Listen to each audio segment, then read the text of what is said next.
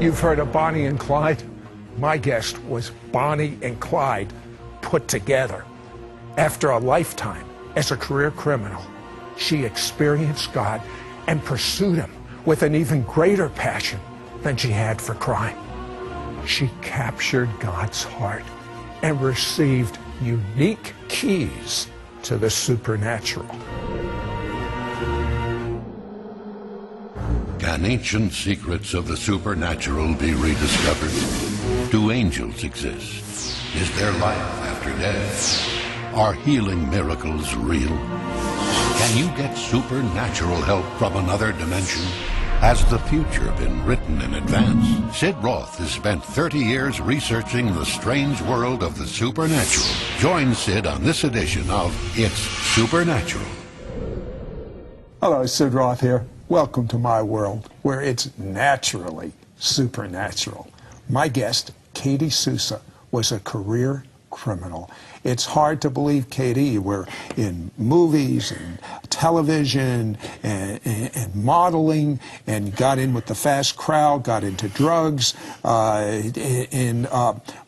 what I don't picture is these high-speed chases with guns. I mean, that's Bonnie and Clyde stuff. Definitely. How does a nice girl like you get into this? You know, I'd grown up around guns my whole life. I had been a tomboy, so when I got into drugs, and it totally turned my already volatile personality into somewhat of a terrorist personality.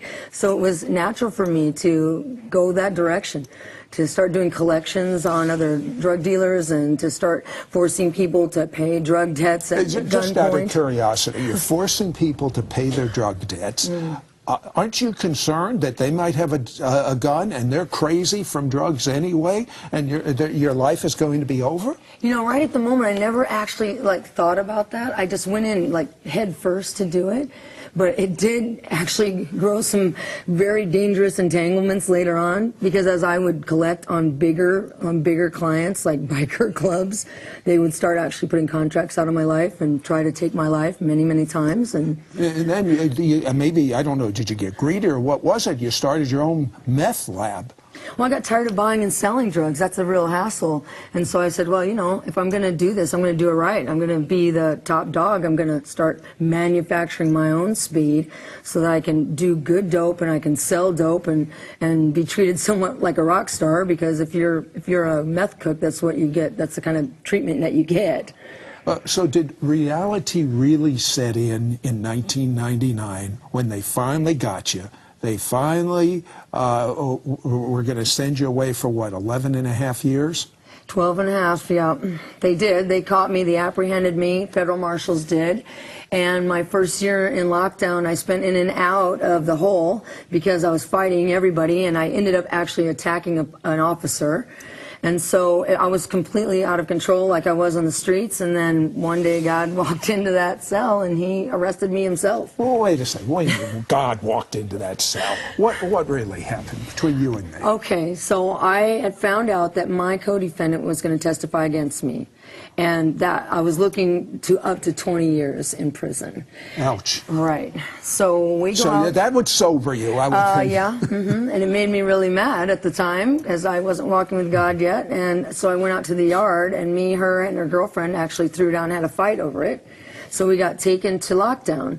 And while I'm in lockdown, this was like my umpteenth time in the hole. I'm in a cell that's covered with urine and feces and vomit, and it's freezing cold.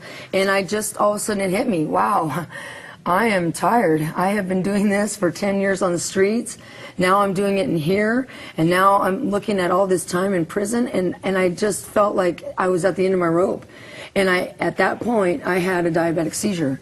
And when I woke up, I was done. I was completely done. And I said, you know what, I just give up, I surrender. And that was what God was waiting for, Sid. And then you had these Bible studies, and you started, what did you call it, a God pod in prison? Yeah. Well, in my unit, we got so involved in God. We started doing the Bible studies and worship and praying for people and baptizing people in the shower. But you started hearing God's voice, and God said to you, you would get an early release. How specific was he? Well, I was meditating on God one night, and he came and he said, you know what, I'm going to do a jailbreak. I'm going to get you out. And then he even gave me the exact date he was going to do it. So I run out to the whole facility the next day, and I tell everybody what God told me. And at the end of the day, I got 1,200 women, they're laughing at me. And I can imagine. Right. And then my counselor gets wind of it. She's like, oh, so you think you're leaving on that certain date? And I'm like, I don't think so. I know so. God told me. She picks up the phone, Sid, looks me in the eye, picks up the phone, and calls the guards to come and escort me to the facility psychiatrist. Then I get to the facility psychiatrist, and she's told that I'm hearing the voice of God, so she wants to put me in suicide watch. But 6 months later, I won a case that I had in federal court, and the exact date the Lord gave me came to pass. What impact did it have on the prisoners that knew that you were so crazy they sent you to the psychiatrist because you knew the exact date and told everyone you were going to get out so early? It was a massive impact on everybody, and it was great because even the unbelievers were like, wow, now we have something to believe in. Now we can see that God is real. And even my counselor, I can remember her calling me, paging me after she found out what happened. She paged me into her office and she said, my fish are dying. Would you please pray for my fish? Now, your faith must have been zoom, skyrocketed. Absolutely, it was. But you know what's so amazing to me is as fanatic, and that's the word. I mean, fanatic is a good term for football. Why not for God? You know, as fanatic as you were for crime, you're that fanatic for the Lord. Yes. And why is he showing you principles that, or keys, if you will, that speed prayers up supernaturally? Why you? Well, I mean, because we're doing a prison ministry now. We have an international prison ministry, and those people need everything God has. They need healing, they need deliverance, they need acceleration, they need to be discipled quickly. Everything needs to move on a faster level because God's kingdom is coming in such an accelerated manner. We got to keep up. You go, she goes and she speaks in prisons now. And everything happens almost instantly. It's a whole acceleration, but it's a tool that Katie has been downloaded that will speed up your prayers in an amazing fashion, give you supernatural information in an amazing fashion. Don't go away. Be right back after this word. We'll be right back to It's Supernatural. Last year, God told me to host a supernatural tour to Israel. The tour was such a spiritual highlight. We're going to do another one this year in Jerusalem.